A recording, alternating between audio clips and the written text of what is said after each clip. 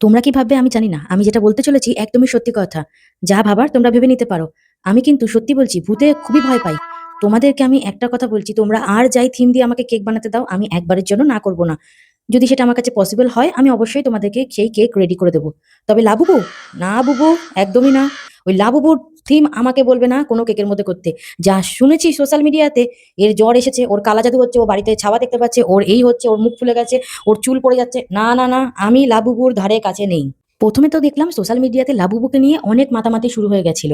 এ কিনছে, ও কিনছে, এ বলছে আমার বয়ফ্রেন্ড গিফট করেছে, ও বলছে আমি কিনেছি আমার পয়সা দিয়ে। তো দেখলাম ভালোই লাগছে। এ দেখাচ্ছে, ও দেখাচ্ছে পুতুলটা। ও মা! তার কিছুদিন পর যেতে না যেতেই দেখি লাবুবু নিয়ে তো একদম তুলকালাম বেঁধে গেছে। সে ভূতের খপ্পরে পড়ার মতো ব্যাপারটা শুরু হয়ে গেছে। তারপর থেকে তো আমি ধরে নিয়েছি, নতুন ট্রেন্ডিং এ উঠেছো ভাই, উঠো, তোমার কাছে তুমি থাকো। আমার অব্দি এসো না। তাই তোমাদেরকেও হাত জোড় করে রিকোয়েস্ট করছি, কোনো কেকের মধ্যে লাবুবু স্টিকার দিতে বলো না। আমি অলরেডি ২ থেকে ৩ জনকে না করে দিয়েছি। তারপরে আমিও গুগলে পর্যবেক্ষণ করে দেখলাম, এটা কি কোনো কার্টুনের মধ্যে পড়ে? পুরো তো ভুতুড়ের মতো দেখতে। এটাকে কে এনেছে? দুনিয়াতে অনেক কার্টুন আছে, অনেক থিম আছে। তোমাদের মনের মতো করে কেকটাকে সাজাও। তবে মনের মধ্যে লাবুবু এনো না। আমার কথা শোনো, দিদি হিসাবে বলছি, ওটাকে নিজের থেকে দূরে রাখো। কিউটি কিউটি এই বেন্টো কেকটা তোমাদের কেমন লাগলো প্লিজ কমেন্ট করে জানিও। ভালো লাগলে অবশ্যই পেজটাকে ফলো করে পাশে থেকো। ভালো থেকো, সাবধান থেকো। হর হর মহাদেব।